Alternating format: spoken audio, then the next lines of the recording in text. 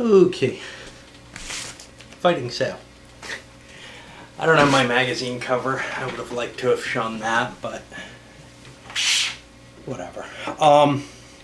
So this came from one of my very, very early periods in gaming. My first S&T subscription year, I think. I don't know. It says 81. I have to look. I may have some from 80. Which kind of shows really where I started getting into the war games. I already had a few before I got my subscription, but this is what kicked me into the seriousness of the hobby, as it were. And of course, running off and getting all my friends to try some of these games, which was a tough task in a lot of ways. So,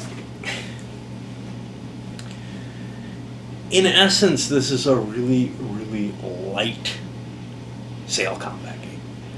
But the fact that it doesn't, so it has pre-plotted movement, but it doesn't have the written pre-plots.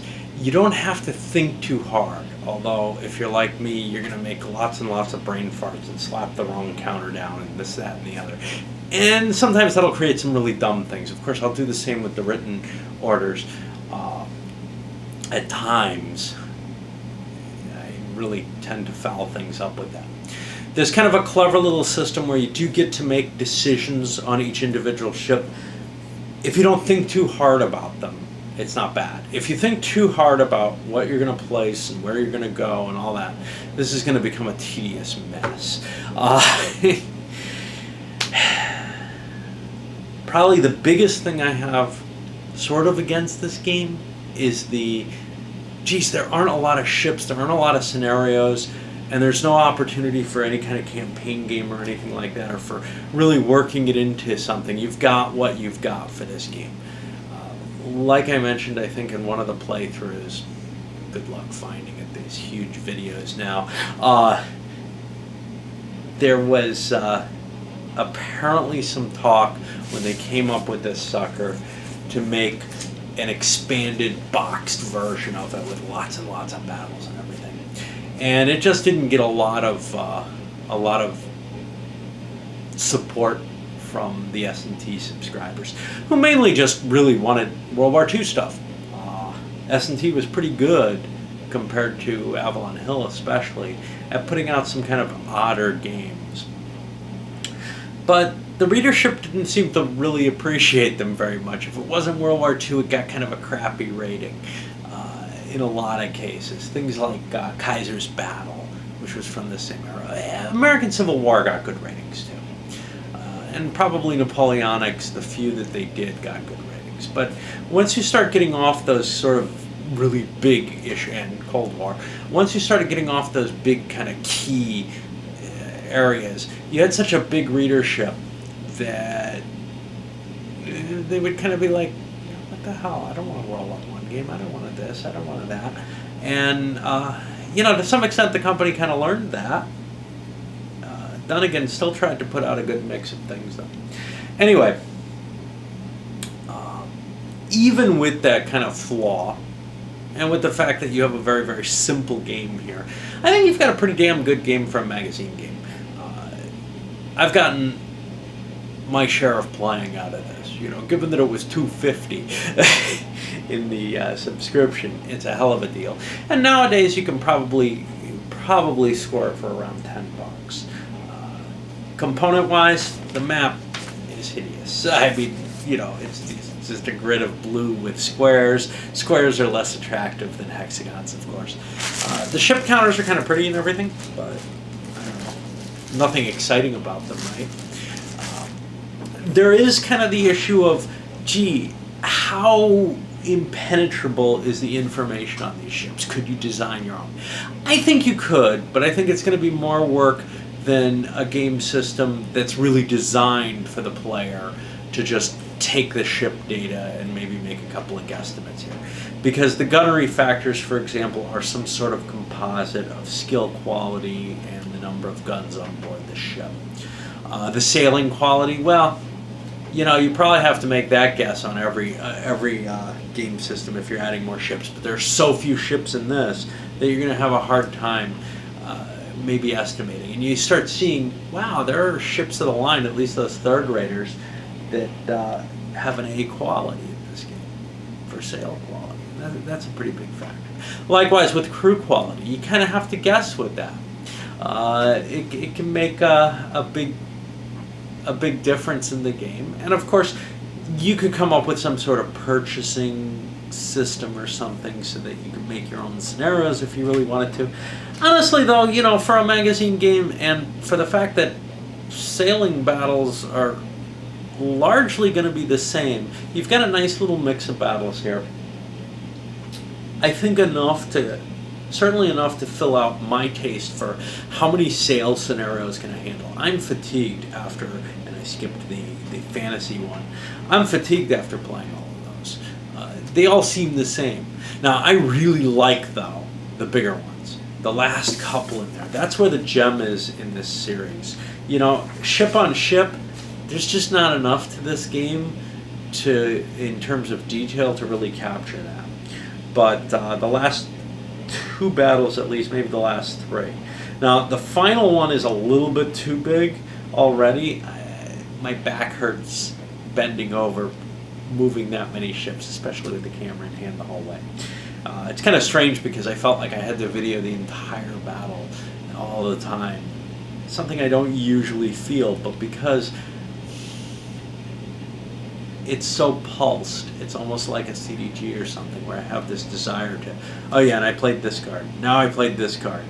You know, but when I step away from it and kind of, I don't know, image it through my rather twisted mechanisms, my mechanical tick, as one of my childhood psychologists like to call it, I get a really, really great view of the battle in progress, and I like that. Better than I do, say, in a CDG type situation. But, you know, maybe as good as I get in the battles in something like a Great Battles of History type game.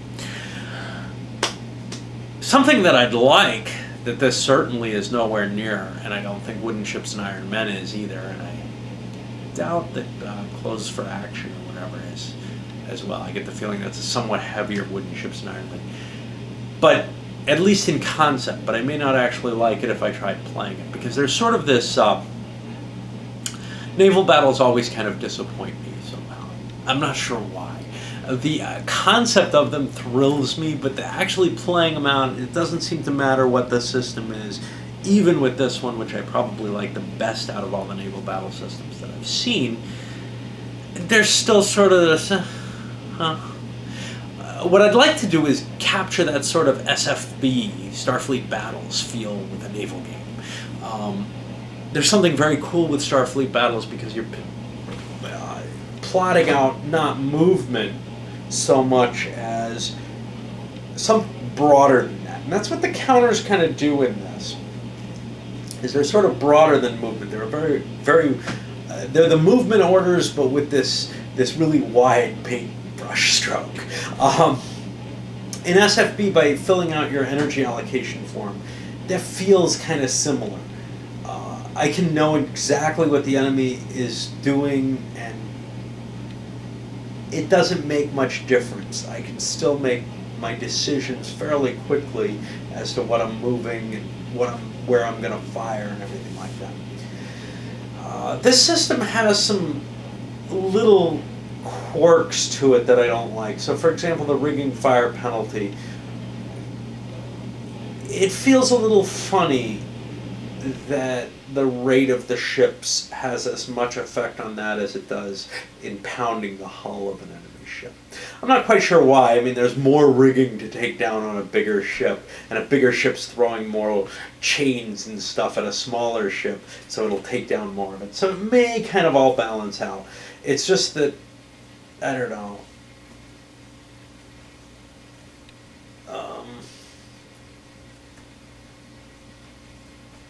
Something just disturbs me in it. Some feeling that, yeah, you know, the small ships should have a chance of slowing down those bigger ships and getting away from them or something. I don't know. But anyway, back to this kind of SFB type style. But what would that be like? You know, would you be positioning your crew in the rigging and your Marines up on the top or on the bottom for a boarding action? And what does that all mean? And you know, if it started to get much more complicated than this, I think it would lose whatever advantage this has. What advantage this has is that it is the smoothest, cleanest playing of the fleet action type games. And obviously I'm not suggesting a replacement for this with something that's incredibly detailed. In fact, that's part of the problem I have with Flying Colors, is that I felt like I was paging through tons and tons of rules. Now I had to page through this little set of rules quite a bit to get the information I need to move and deal with my ships. I had to look at my sailing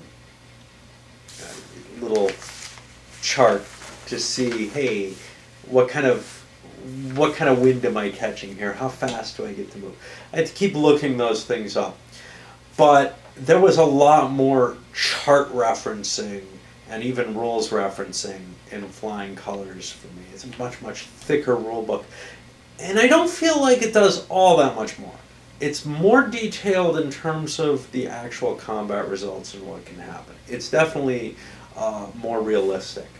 I think this game kind of fudges on the realism way more than maybe it should.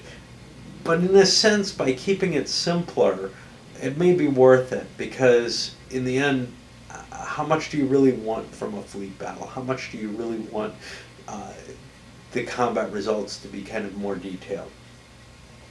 I'm happy with this. I feel like it's pretty close to what I get out of Flying Colors, but with significantly less effort. And that's a big difference to me.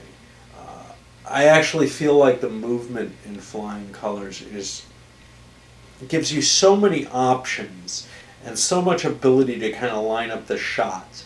You don't have that here. You move one ship one space and you fire if you want. And then you maybe get to move your ship another space at some later point. The wind gauge feels really funny in the small battles. I like it in the big battles. I think it works fine there.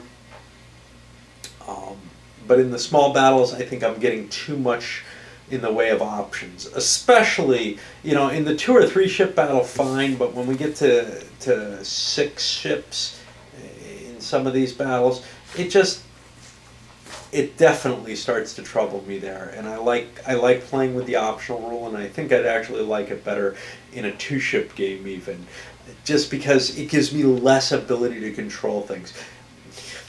One of the problems with this, especially in the small number of ships, is it feels almost like Blue Max, in terms of I'm trying to outguess what you're going to do, and I can do this perfect maneuver that maybe you can't possibly hit me. Well, you can't possibly get a bonus hit on me, but I have a good chance of getting a bonus hit on you. Where I can just kind of figure out what moves you're likely to make and then counter them. And it starts to feel too gamey when I do that, when I'm doing that kind of plotting. That doesn't feel like a naval battle to me there. What feels like a naval battle to me is when you see the opponent swinging around for that maneuver that you weren't counting on, that you would be able to counter your maneuver. Now, to some extent, you can do that if you're facing into the wind in this. You've got a couple neat options there with and I don't think I used them much at all, if at all, throughout the entire series, which is strange because they're very cool. One is backing sail. I get to stay exactly where I am, which is great if I have a good shot lined up and I get the first move. I just don't take that move and instead get to shoot right at you again. That's another weird thing, is the move and shoot. You can only fire when you move for the most part, unless you're both in the same space. That causes some really unrealistic looking situations where I can just sail around the enemy and just keep pumping lead into them. I don't like that at all. I think what would work a little bit better if I were willing to mod this, if I were excited enough about it to do so, and it's not like I don't enjoy it, I'm just not that excited by it, is in the sense that I'm not going to be playing great campaign games of it because that stuff's not there. I think allowing an opportunity fire with maybe an additional -20 penalty to it. Opponent sails by you, you get to shoot him. It could be simultaneous fire, whatever it is. What's that -20 to indicate? That's to indicate that you're not controlling the vector of the movement enough to necessarily guarantee that you can get a full broadside in. You can only a half broadside or something like that. And I think that would work pretty well. But again, for what it is, I think it's a pretty good game at that. And this is, you know, I spent a huge amount of time on the videos for this to do the playthrough. But there's not really a lot to say about it at the end, except what I've said. So we'll leave it there.